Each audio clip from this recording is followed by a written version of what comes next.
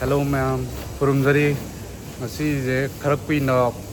hantak se pollution am wang bugi am kana thok po idre bai weekend gum maje. Na ko pa rimna ne very way to travel na. Par ngasi khara chalu bai tar em somno chalu ba du cha bai ju hap kim ne. Kaino gi chole bhature. To hantak anoba koi gi restaurant ama ham Manipur rom dai ko. To sabdar jang nom da la mane lambi da dum lai mane ko du cha ga ngai call to mane. Si hang da hang e kolen hai re. Anobani mohoi je chuka hai dana maning do video jong aduna kano same layer setup che pada ka kalor je ko ko je first floor de layer ko apitang ai utsa ge se je kadar jang gi main hoi chang ko do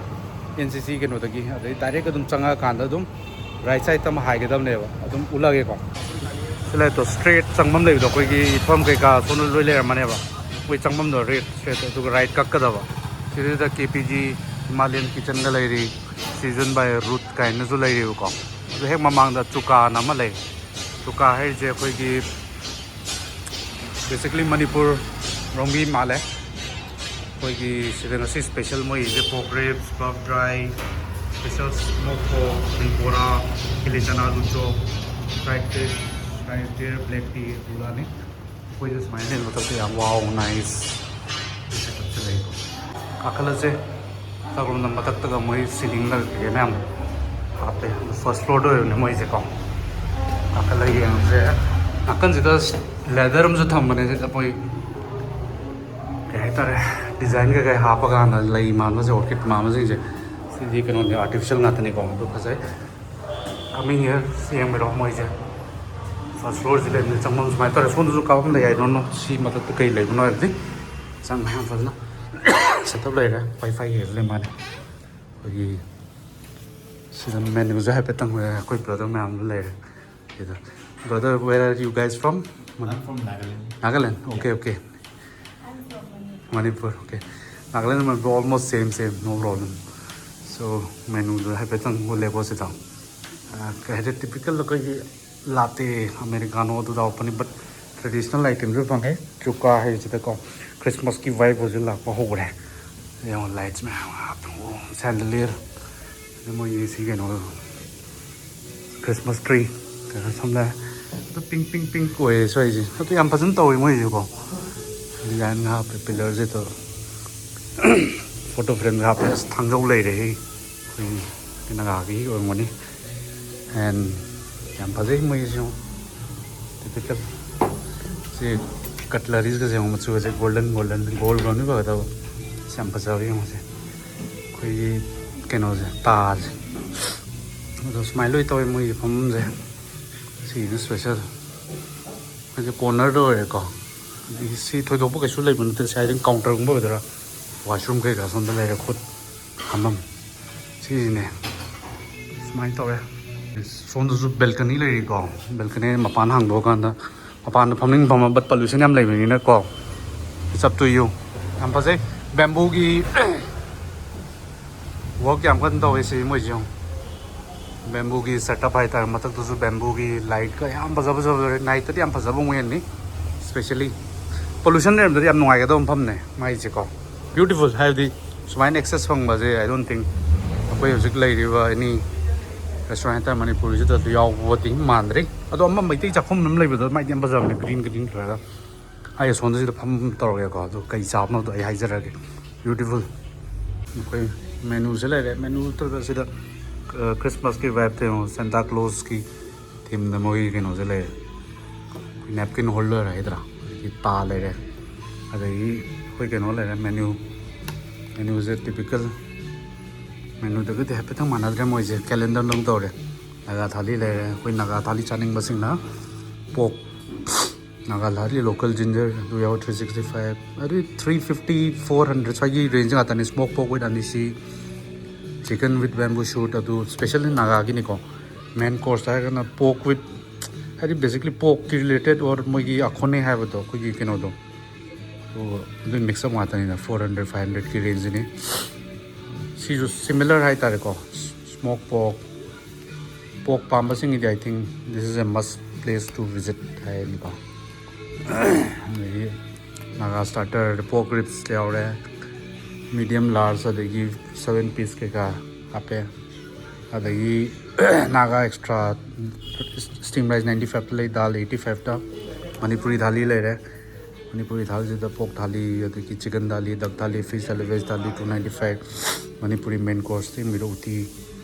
what not नंग लोई फंगने से दको दक curry chicken curry कोई मणिपुरी कनो हापिजम हादि tradition हादि location दुगी मतुंग इन तुंगान हापदको अमदुन hornbill मने eco थाली starts from 245 veg तक 255 तेना 295 की रेंज ले रसी येंगिरको अतैदि सिंजू मिमी केलिचना बोरा आलू चॉप आलू साग मंगन अकेम्बा सिम्याम ले फंगनी मणिपुरी एक्स्ट्रा राइस सु चमाने ngसाई केनो दको अदै नंग केनो मथनिंगा जुसि ले एनी बेवरेज सिनी दको कई ऑर्डर तोगनो दो हाइजरागे I will take one Manipuri eco thali.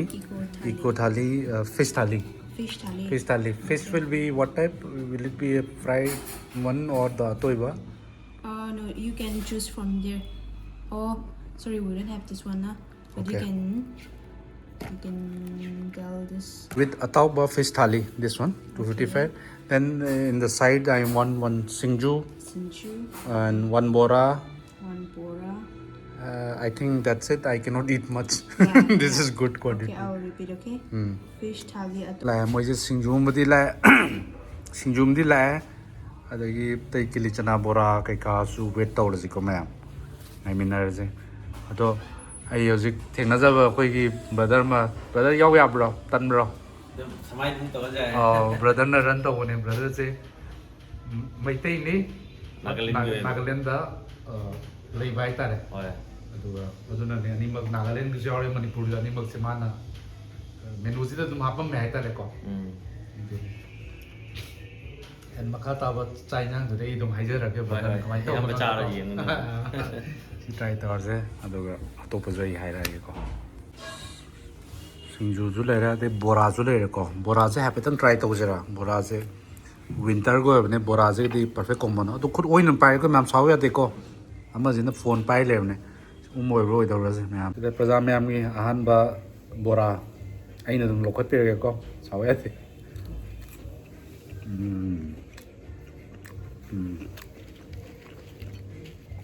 My तिलौगीने नाकुपीसे try तौजेको नाकुपीसे कमाय तौगे बोराजे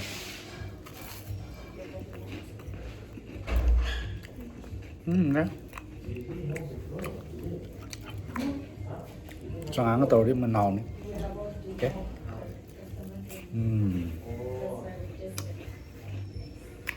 सिंजुजि가 따져져 सिंजु지 सिंजु지래 네 이거 सिंजु지래 सिंजु지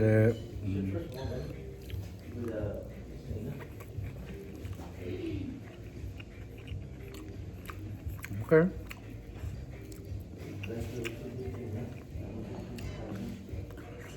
오케이 네 chắc này chứ không chắc là hey lên xe coi cái ico mình lên ico xin bora chắc rồi xin chú chắc rồi chắc lại thì coi salad hay ni để ngan mà nè aroma mà tadam nè thì morok cái nó nè paporam nè xin ngà thau thùng một thùng nè còn thì xin Hawaii mà lệ Hawaii mahilang ba thì uti ngang mà si cha cái gì quỷ làm nên khẩn lấy mấy gì nhang gì con si ngày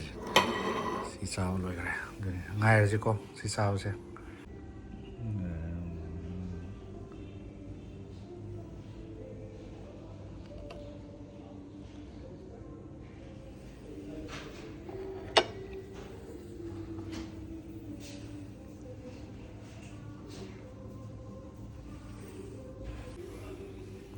uti gì hồ gì con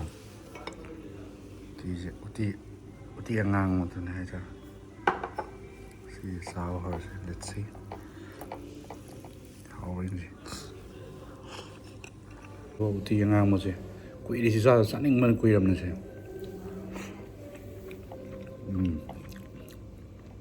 người ta gọi là bộ làm mà ta không lấy cái gì sắp sẵn này uti ngang mềm hào đấy quỷ để sao đó vậy chứ si phăng để si uti ngang một gì rồi đấy mà ta ꯁꯒꯣꯜ ꯎꯇꯤꯗꯨꯅꯦ ꯍꯥꯏꯁꯤ ꯎꯇꯤ ꯑꯉꯥꯡꯕ ꯍꯥꯏꯁꯦꯀꯣ ꯌꯦꯜꯂꯣꯗꯨ ꯅꯠꯇꯕ ꯁꯨꯝꯕꯁꯦ ꯍꯥꯎꯔꯦ very good ꯕꯣꯔꯥꯁꯤꯃꯒ ꯇꯧꯔꯒ ꯆꯥꯔꯁꯤꯀꯣ ꯀꯩꯅꯣꯁꯤꯒ ꯆꯥꯟꯅꯔꯅꯤ ꯎꯇꯤꯒ ꯕꯣꯔꯥꯒ combo ꯗꯦꯗꯂꯤ combo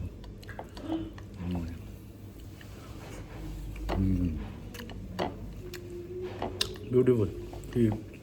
ꯁꯤꯁꯤ ꯍꯥꯎꯔꯦ 8 number top ꯁꯤꯗꯅꯦ ꯉꯥꯁꯦ ꯉꯥ ꯑꯇꯥꯎꯕ ꯊꯣꯡꯕꯅꯦ ꯁꯤ ꯍꯥꯎꯕ꯭ꯔꯥ ꯌꯦꯡꯉꯁꯤꯀꯣ ꯂꯧꯊꯕꯁꯦ ꯑꯩꯅ ꯗꯥꯏꯔꯦꯛ ꯄꯥꯏꯔꯒ ꯂꯧꯊꯁꯦ ꯌꯥꯔꯣꯏ ꯑꯩꯅ ꯊꯥꯗꯔꯒꯦ ꯍꯥꯎꯕ꯭ꯔꯥ ꯌꯦꯡꯉꯁꯤꯀꯣ ꯃꯌꯥꯝ ꯉꯥꯁꯦ ꯑꯃꯨꯛ ꯇ꯭ꯔꯥꯏ ꯇꯧꯔꯁꯤꯀꯣ ꯉꯥꯁꯦ ꯁꯤ ꯂꯩꯔꯦ ꯆꯥꯛꯈꯣꯝ ꯑꯃꯒ ꯌꯥꯝ ꯇꯧꯕꯗꯤ ꯇꯧꯔꯔꯣꯏ ꯐꯣꯟꯁꯨ ꯄꯥꯏꯕ ꯅꯨꯡꯉꯥꯏꯇꯦꯕꯀꯣ ꯉꯥꯁꯦ ꯌꯦꯡꯉꯁꯤꯉꯥ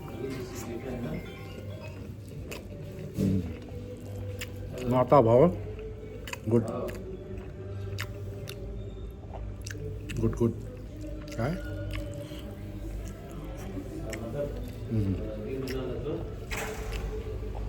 ꯉꯥ ꯑꯇꯥꯎꯕ ꯌꯥꯔꯦ pro max 이러면서 하왜? 이러면서 하래? 맞다다마 지금 넥스트 더 사업네 이러면서 그 나 타오죠 하래 really good 그노지마디 우티지마디 프로 맥스네 우티 양암부시 방이고 아토방하게 뭐지 우티 양암부시 좀 방브라 너가 좀 체인지 더 브라 그만 또 오노도 노네 하래 와우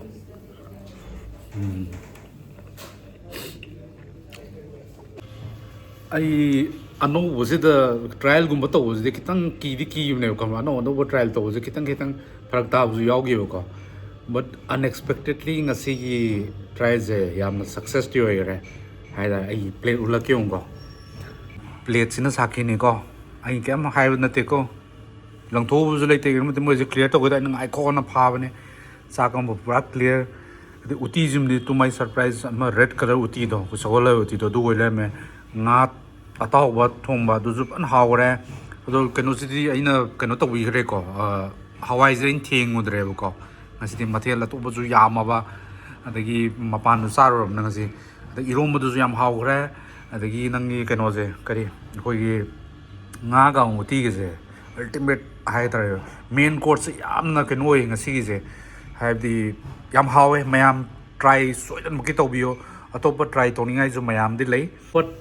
try ꯇꯧꯅꯤꯡꯉꯥꯏ ꯃꯌꯥꯝ ꯑꯃꯁꯨ ꯂꯩ ꯑꯩ ꯎꯠꯂꯤꯁꯤꯗꯤ ꯖꯁ ꯂꯤꯃꯤꯇꯦഡ് ꯈꯛꯇꯅꯦꯕ ꯉꯁꯤꯁꯦ ꯑꯩ ꯆꯥꯁꯜꯂꯨꯔꯦ ꯑꯦꯟ ꯌꯥꯝ ꯀꯟꯅ ꯁ꯭ꯄꯦꯁꯁꯨ ꯂꯩꯇ꯭ꯔꯕ ꯑꯦꯟ ꯂꯥꯛꯏꯉꯩꯁꯤꯗ ꯑꯅꯧꯕ ꯂꯩ ꯍꯥꯏꯕꯗꯨꯗ ꯍꯥꯏꯐꯦꯠꯇꯪ ꯇ꯭ꯔꯥꯏꯜ ꯇꯧꯔꯒ ꯃꯌꯥꯝꯁꯨ ꯈꯪꯕ ꯑꯣꯏꯅ ꯑꯩꯈꯣꯏ ꯃꯌꯥꯝ ꯂꯩꯗꯅꯀꯣ ꯑꯃꯈꯛ ꯃꯐꯝꯗ ꯁꯨꯝ ꯆꯥ ꯂꯩꯕꯗ ꯑꯗꯨꯁꯨ ꯕꯣꯔꯤꯡꯁꯨ ꯑꯣꯏꯗꯅꯀꯣ ꯍꯣꯏ ꯐꯣꯔ ꯑꯦ ꯇ꯭ꯔꯥꯏꯜ ꯑꯩꯁꯨ ꯉꯁꯤ ꯂꯥꯛꯄꯅꯦ ꯉꯥꯁꯤꯃ ꯇ꯭ꯔꯥꯏ ꯇꯧꯔꯦ ꯃꯐꯝ ꯂꯩꯇꯕꯅꯤꯅꯀꯣ ꯑꯗꯩ ꯁꯤꯡꯖꯨꯒ ꯕꯣꯔꯥꯒꯁꯨ ꯆꯥꯔꯦ ꯑꯗꯨꯒꯤ ꯃꯇꯨꯡꯗꯨꯗ ꯄ꯭ꯂꯦꯠ ꯑꯃꯃꯝꯅꯤꯀꯣ ꯑꯗꯨꯒꯤ ꯃꯇꯨꯡꯗꯨꯗ ꯑꯃꯨꯛ ꯁꯤꯁꯨ ꯆꯥꯔꯦꯀꯣ ꯁꯣ ꯑꯗꯨꯅ ꯄꯨꯛꯇꯤ ꯄꯤꯛ ꯊꯟꯈ꯭ꯔꯦ ꯂꯣꯏꯁꯟꯕ ꯑꯣꯏꯅ ꯆꯉꯥꯡ ꯑꯃꯇꯪꯒ ꯇꯧꯔꯅꯤ ꯕꯠ ꯗ ꯊꯤꯡ ꯏꯁ ꯑꯇꯣꯞꯄ ꯃꯈꯣꯏ ꯁꯨꯄꯔ ꯁ꯭ꯄꯦꯁꯦꯂꯤꯁ ꯍꯥꯏꯇꯥꯔꯗꯤ ꯃꯈꯣꯏꯒꯤꯁꯦ ꯑꯣꯛꯀꯤ ꯁꯤꯔꯤꯁꯁꯤꯅꯦꯕꯀꯣ ꯁ꯭ꯃꯣꯛ ꯄꯣꯛ ꯑꯣꯏꯔꯣ ꯑꯗꯒꯤ ꯑꯩꯈꯣꯏꯒꯤ ꯍꯋꯥꯏꯖꯥꯔꯒ ꯑꯣꯏꯇꯥꯔꯦꯀꯣ ꯕ꯭ꯔꯗꯔ ꯑꯈꯣꯅꯤ ꯍꯥꯏꯕꯗꯣ ꯑꯗꯨꯒꯤ ꯄꯣꯛ ꯔꯤꯞꯁ ꯑꯗꯒꯤ ꯄꯣꯛꯀꯤ ꯃꯈꯜ ꯋꯤꯠ ꯃꯁꯇꯥꯔꯠ ꯊꯣꯡꯕ ꯄꯣꯛꯀꯤꯗꯤ ꯁꯨꯄꯔ ꯁ꯭ꯄꯦꯁꯦꯂꯤꯁꯅꯦ ꯑꯩꯅ ꯆꯥꯔꯤꯁꯤꯗꯤꯀꯣ ꯆꯥꯗ ꯌꯥꯗꯕꯒꯤ ꯂꯥꯏ ꯊꯥꯗꯣꯛꯄꯗꯧꯅ ꯊꯥꯗꯣꯛꯄꯗꯣ ꯑꯗꯨꯝꯕꯗꯨꯅꯦꯕ ꯑꯩꯅ ꯆꯥꯔ ꯂꯩꯁꯦꯀꯣ ꯍꯥꯞꯇ ꯌꯥꯗꯕꯒꯤ ꯍꯥꯞꯄꯒ ꯑꯗꯨꯝꯕꯗ ꯆꯥꯏꯁꯦ ꯃꯦꯟꯗꯤ ꯌꯪꯁꯇꯔꯁꯤꯡꯅ ꯄꯥꯝꯕꯤꯕ ꯑꯩꯈꯣꯏꯒꯤ ꯀꯩꯅꯣ ꯍꯥꯏꯇꯥꯔꯦ ꯅꯣꯟ ꯚꯦꯖ ꯑꯥꯏꯇꯦꯝ ꯂꯣꯏꯅ ꯐꯪꯉꯦ ꯕꯐꯁꯨ ꯐꯪꯉꯦ ꯕ꯭ꯔꯗꯔ ꯅꯠꯇ꯭ꯔꯥ ꯕꯐꯁꯨ ꯉꯥꯅꯨꯁꯨ ꯑꯣꯛꯁꯨ ꯌꯦꯟꯁꯨ ꯗꯛꯁꯨ ꯑꯗꯒꯤ ꯊꯔꯣꯏꯁꯨ ꯑꯗꯨꯝ ꯌꯥꯎ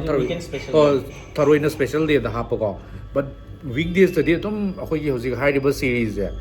ꯂꯩꯗꯅ ꯁꯥꯒꯤ ꯁꯤꯔꯤꯁꯁꯤꯗꯤ ꯑꯦꯅꯤ ꯗꯦ ꯌꯨ ꯀꯦꯟ ꯀꯝ ꯑꯦꯟ ꯏꯠ ꯑꯗꯣ ꯕ꯭ꯔꯗꯔꯅꯁꯨ ꯑꯃꯨꯛ ꯍꯥꯏꯕꯤꯒꯦ ꯍꯟꯗꯛ ꯀꯨꯏꯗ꯭ꯔꯤꯕ ꯃꯥꯏꯁꯦꯀꯣ ꯊꯥ ꯑꯃ ꯐꯥꯗ꯭ꯔꯤ ꯑꯗꯨꯗ ꯑꯟꯂꯤꯃꯤꯇꯦꯠ ꯕꯨꯐꯦ ꯀꯩꯀꯥ ꯇꯧꯒꯦ ꯑꯗꯨꯁꯨ ꯌꯥꯝꯅ ꯃꯌꯥꯝꯒꯤ ꯀꯩ ꯍꯥꯏꯇꯥꯔꯦ ꯑꯦꯇ꯭ꯔꯦꯛꯁꯟꯁꯨ ꯑꯣꯏꯒꯦꯅ ꯍꯥꯏꯔꯦ ꯑꯗꯣ ꯃꯈꯥ ꯇꯥꯕꯁꯨ ꯑꯗꯨꯝ ꯇꯧꯕꯤꯒꯗꯕ ꯂꯩꯕ ꯃꯈꯥ ꯇꯥꯕꯁꯨ ꯑꯗꯨꯝ ꯇꯧꯔꯛꯀꯅꯤ ꯑꯗꯨꯅ ꯀꯩ ꯇꯧꯒꯗꯒꯦ ꯍꯥꯏꯕꯗ ꯁꯤꯒꯨꯝꯕꯁꯤꯁꯤ ꯏꯟꯁꯇꯥꯒ꯭ꯔꯥꯝꯗ ꯑꯗꯨꯝ ꯑꯞꯗꯦꯠ ꯇꯧꯔꯛꯄꯅꯦꯕꯀꯣ ꯍꯥꯏꯕꯗꯤ ꯐꯦꯁꯕꯨꯛ ꯌꯨꯇ꯭ꯌꯨꯕꯒꯨꯝꯕꯁꯤꯅ ꯂꯤꯃꯤꯇꯦड ꯑꯣꯏꯅꯀꯣ ꯁꯨꯝꯕ ꯑꯞꯗꯦꯠꯁꯤꯗꯤ ꯏꯟꯁꯇꯥꯒ꯭ꯔꯥꯝꯗ ꯀꯩꯅꯣ ꯇꯧꯕꯤꯌꯣ ꯏꯟꯁꯇꯥꯒ꯭ꯔꯥꯝꯁꯦ ꯀꯩ ꯑꯣꯏꯗꯣꯏꯅꯣ ꯕ꯭ꯔꯗꯔꯒꯤꯁꯦ